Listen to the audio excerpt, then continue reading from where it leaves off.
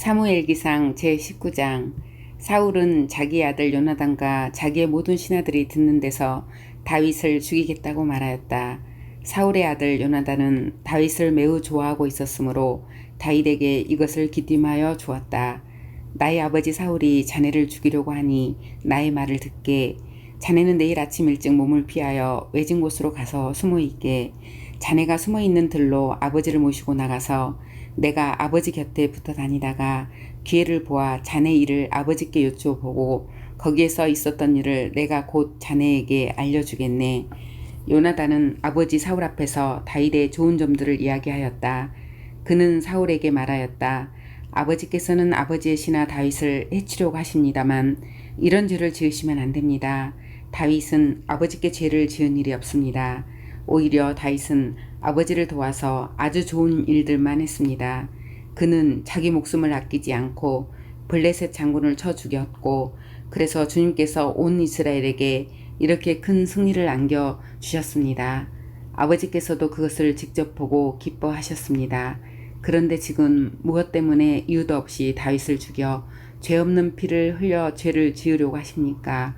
사울이 요나단의 말을 듣고 맹세하였다. 그래, 주님께서 확실히 살아계심을 두고 맹세하마 내가 결코 다윗을 죽이지 않겠다. 요나단이 다윗을 불러다가 이 모든 일을 알려주고 나서 다윗을 사울에게 데리고 가서 전처럼 왕을 모시게 하였다. 또 전쟁이 일어나니 다윗은 출전하여 블레셋 사람들과 싸웠다.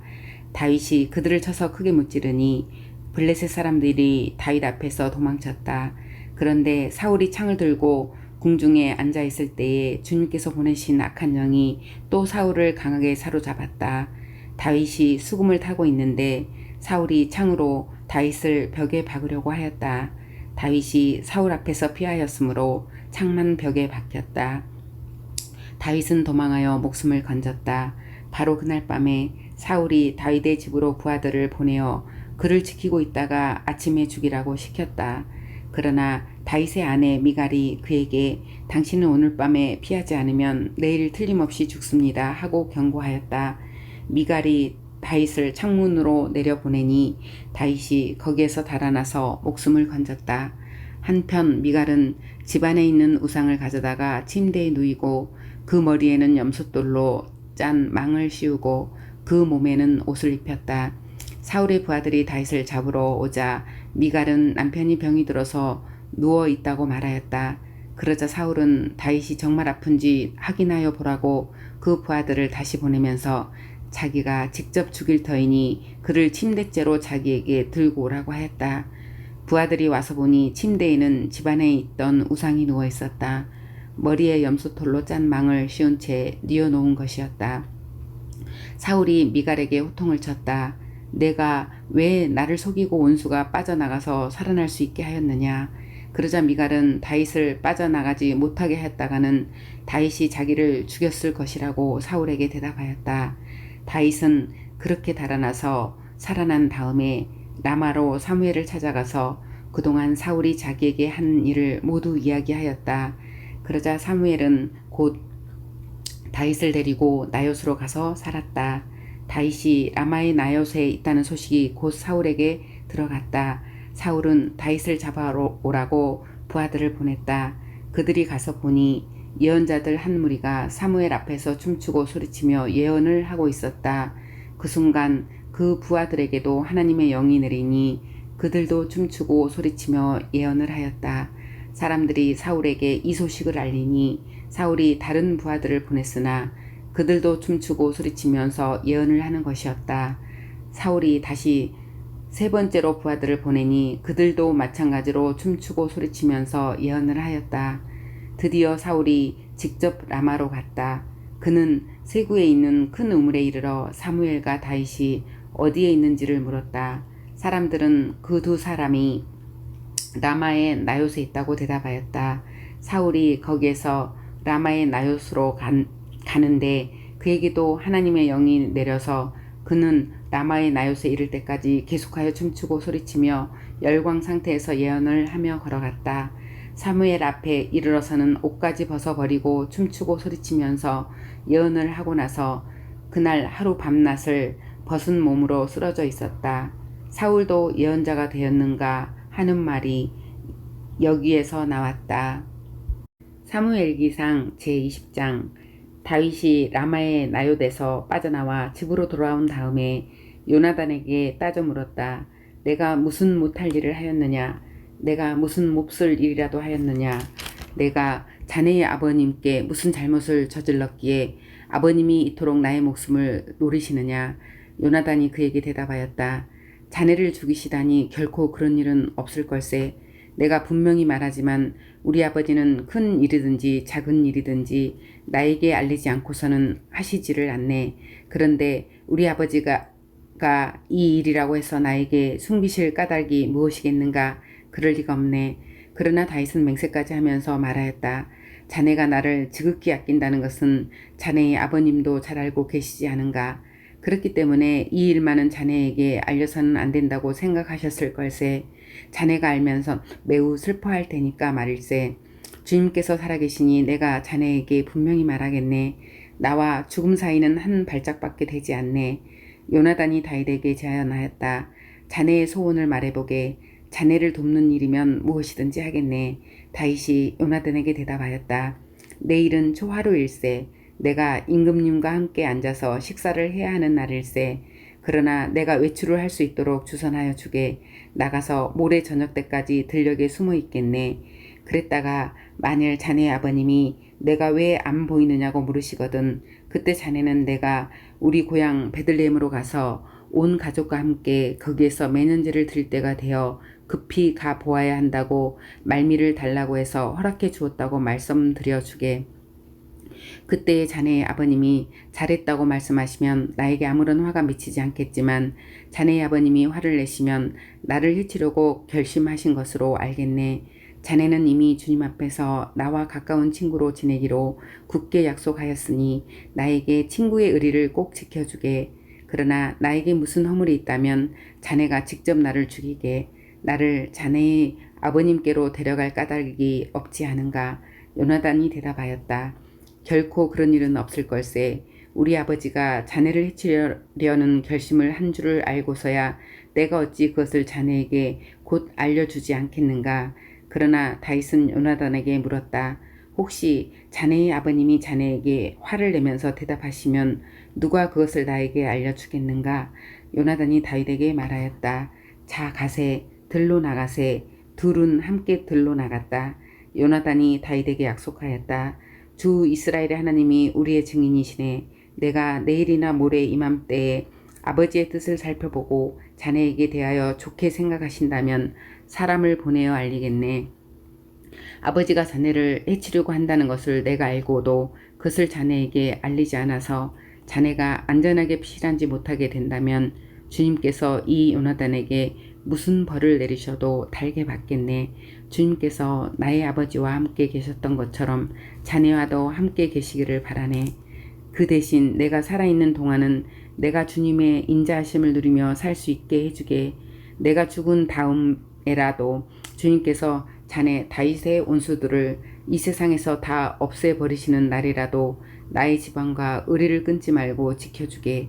그런 다음에 요나단은 다윗의 지방과 언약을 맺고 말하였다.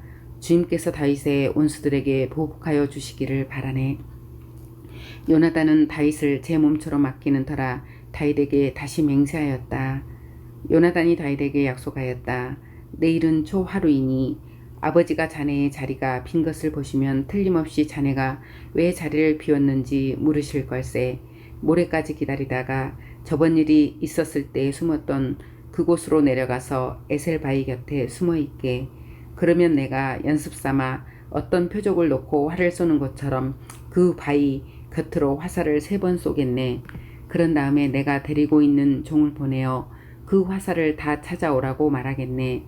그때 내가 그 종에게 큰 소리로 너무 멀리 갔다. 이쪽으로 오면서 다 주워오너라 하고 말하면 주님께서 살아계심을 걸고 맹세하겠네. 자네에게는 아무 일도 없을 것이니 안심하고 나오게. 그러나 내가 그 종에게 아직 더 가야 된다.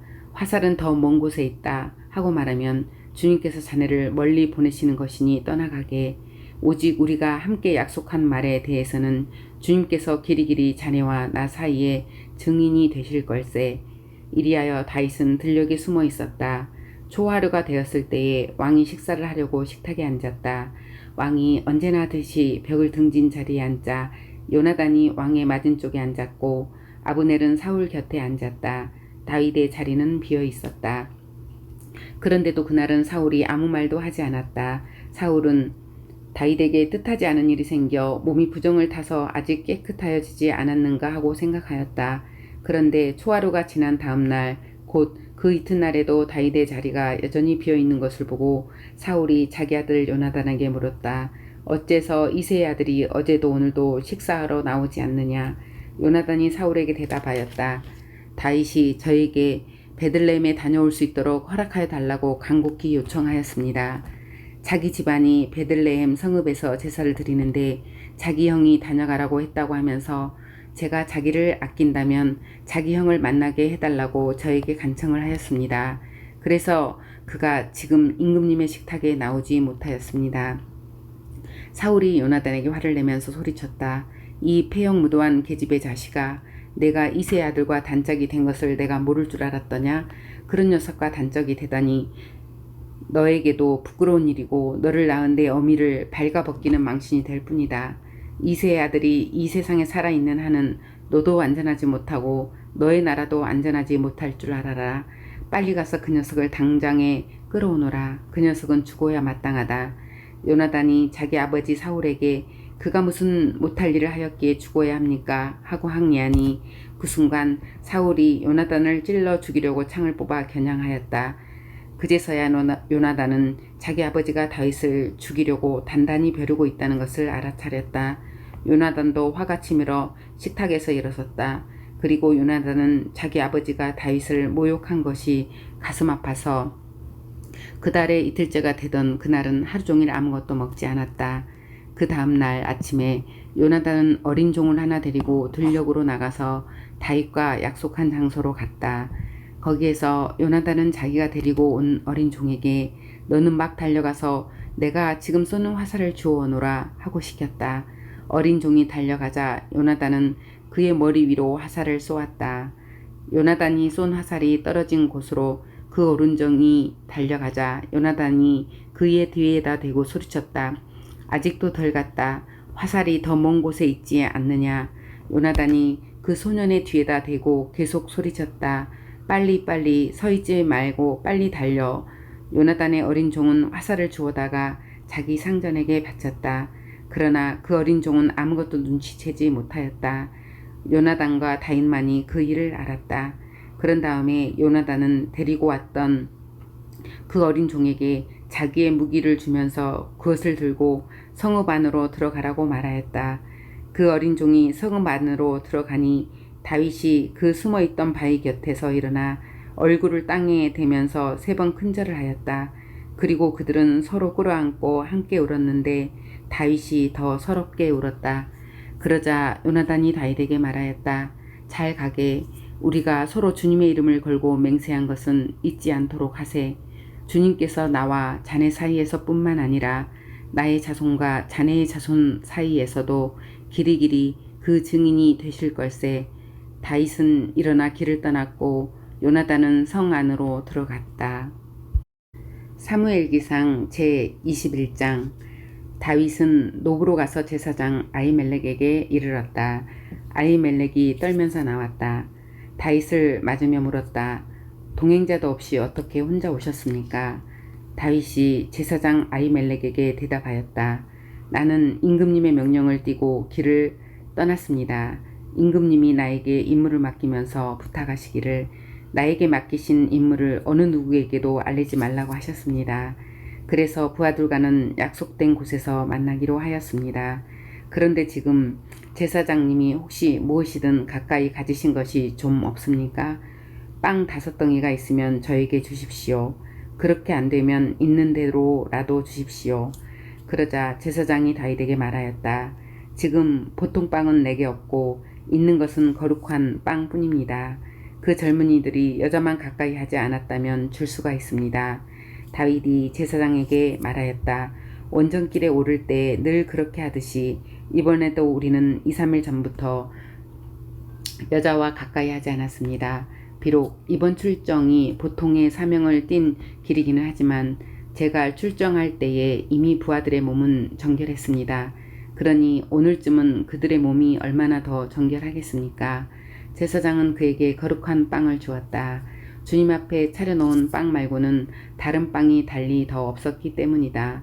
그 빵은 새로 만든 뜨거운 빵을 차려놓으면서 주님 앞에서 물려낸 것이었다.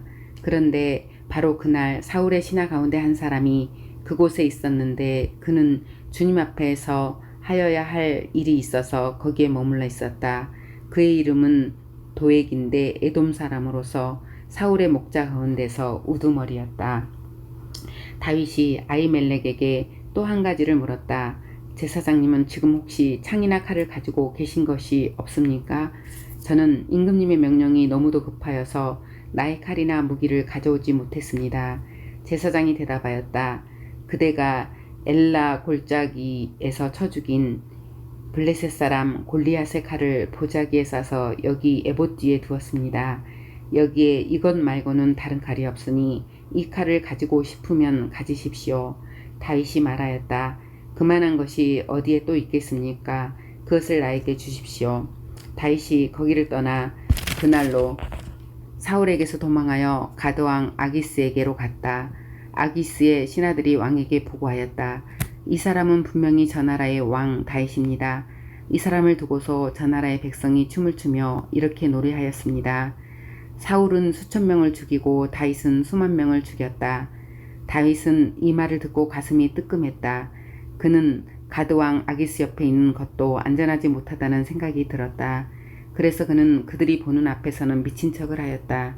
그들에게 잡혀있는 동안 그는 미친 사람처럼 행동하여 성문 문짝위에 아무렇게나 글자를 극적거리기도 하고 수염에 침을 질질 흘리기도 하였다.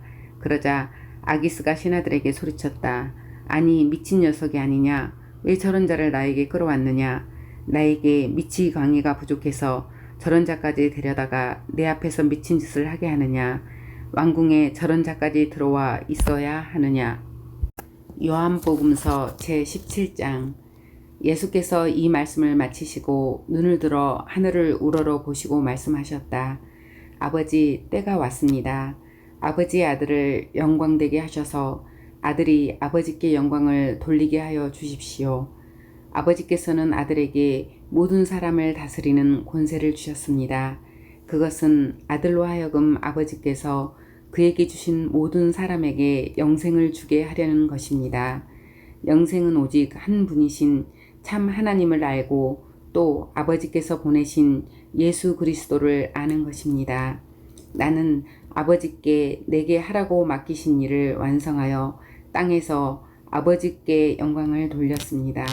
아버지, 창세전에 내가 아버지와 함께 누리던 그 영광으로 나를 아버지 앞에서 영광되게 하여 주십시오. 나는 아버지께서 세상에서 택하셔서 내게 주신 사람들에게 아버지의 이름을 드러냈습니다. 그들은 본래 아버지의 사람들인데 아버지께서 그들을 나에게 주셨습니다. 그들은 아버지의 말씀을 지켰습니다. 지금 그들은 아버지께서 내게 주신 모든 것이 아버지께로부터 온 것임을 알고 있습니다. 나는 아버지께서 내게 주신 말씀을 그들에게 주었습니다. 그들은 그 말씀을 받아들였으며 내가 아버지께로부터 온 것을 참으로 알았고 또 아버지께서 나를 보내신 것을 믿었습니다. 나는 그들을 위하여 빕니다. 나는 세상을 위하여 비는 것이 아니고 아버지께서 내게 주신 사람들을 위하여 빕니다. 그들은 모두 아버지의 사람들입니다. 나의 것은 모두 아버지의 것이고 아버지의 것은 모두 나의 것입니다. 나는 그들로 말미암아 영광을 받았습니다. 나는 이제 더 이상 세상에 있지 않으나 그들은 세상에 있습니다. 나는 아버지께로 갑니다. 거룩하신 아버지, 아버지께서 내게 주신 아버지의 이름으로 그들을 지켜주셔서 우리가 하나인 것 같이 그들도 하나가 되게 하여 주십시오. 내가 그들과 함께 지내는 동안은 아버지께서 내게 주신 아버지의 이름으로 그들을 지키고 보호하였습니다. 그러므로 그들 가운데서는 한 사람도 잃지 않았습니다. 다만 멸망의 자식만 잃은 것은 성경 말씀을 이루기 위함이었습니다. 이제 나는 아버지께로 갑니다. 내가 세상에서 이것을 아뢰는 것은 내 기쁨이 그들 속에 차고 넘치게 하려는 것입니다. 나는 그들에게 아버지의 말씀을 주었는데 세상은 그들을 미워하였습니다. 그것은 내가 세상에 속하여 있지 않은 것과 같이 그들도 세상에 속하여 있지 않기 때문입니다. 내가 아버지께 비는 것은 그들을 세상에서 데려가시는 것이 아니라 악한 자에게서 그들을 지켜주시는 것입니다. 내가 세상에 속하지 않은 것과 같이 그들도 세상에 속하지 않았습니다. 진리로 그들을 거룩하게 하여 주십시오. 아버지의 말씀은 진리입니다. 아버지께서 나를 세상에 보내신 것과 같이 나도 그들을 세상으로 보냈습니다. 그리고 내가 그들을 위하여 나를 거룩하게 하는 것은 그들도 진리로 거룩하게 하려는 것입니다. 나는 이 사람들을 위해서만 비는 것이 아니고 이 사람들의 말을 듣고 나를 믿는 사람들을 위해서도 빕니다. 아버지께서 내 안에 계시고 내가 아버지 안에 있는 것과 같이 그들도 하나가 되어서 우리 안에 있게 하여 주십시오. 그래서 아버지께서 나를 보내셨다는 것을 세상이 믿게 하여 주십시오. 나는 아버지께서 내게 주신 영광을 그들에게 주었습니다. 그것은 우리가 하나인 것과 같이 그들도 하나가 되게 하려는 것입니다. 내가 그들 안에 있고 아버지께서 내 안에 계신 것은 그들이 완전히 하나가 되게 하려는 것입니다. 그것은 또 아버지께서 나를 보내셨다는 것과 아버지께서 나를 사랑하신 것과 같이 그들도 사랑하셨다는 것을 세상이 알게 하려는 것입니다. 아버지께서 내게 주신 사람들도 내가 있는 곳에 나와 함께 있게 하여 주시고 창세전부터 아버지께서 나를 사랑하셔서 내게 주신 내 영광을 그들도 보게 하여 주시기를 빕니다. 의로우신 아버지, 세상은 아버지를 알지 못하였으나 나는 아버지를 알았으며 이 사람들도 아버지께서 나를 보내신 것을 알고 있습니다. 나는 이미 그들에게 아버지의 이름을 알렸으며 앞으로도 알리겠습니다. 그것은 아버지께서 나를 사랑하신 그 사랑이 그들 안에 있게 하고 나도 그들 안에 있게 하려는 것입니다. 시편 제85편. 주님께서 주님의 땅에 은혜를 베푸시어 포로가 된 야곱 자손을 돌아오게 하셨습니다. 주님의 백성들이 지은 죄악을 용서해 주시며 그 모든 죄를 덮어 주셨습니다. 주님의 노여움을 말끔히 거두어 주시며 주님의 맹렬한 진노를 거두어 주셨습니다. 우리를 구원해 주신 하나님, 우리에게 다시 돌아와 주십시오. 주님께서 우리에게 품으신 진노를 풀어 주십시오. 주님께서 우리에게 영원히 노하시며 대대로 노여움을 품고 계시렵니까? 주님의 백성이 주님을 기뻐하도록 우리를 되살려 주시지 않겠습니까? 주님의 한결같은 사랑을 보여주십시오. 우리에게 주님의 구원을 베풀어 주십시오. 하나님께서 무엇을 말씀하시든지 내가 듣겠습니다. 주님께서 우리에게 평화를 약속하실 것입니다. 주님께서는 주님의 백성, 주님의 성도들이 망령된 대로 돌아가지 않는다면 진정으로 평화를 주실 것입니다. 참으로 주님의 구원은 주님을 경외하는 사람에게 가까이 있으니 주님의 영광이 우리 땅에 깃들 것입니다. 사랑과 진실이 만나고 정의는 평화와 서로 입을 맞춘다. 진실이 땅에서 돋아나고 정의는 하늘에서 굽어본다. 주님께서 좋은 것을 내려주시니 우리의 땅은 열매를 맺는다. 정의가 주님 앞에 앞서가며 주님께서 가실 길을 닦을 것이다.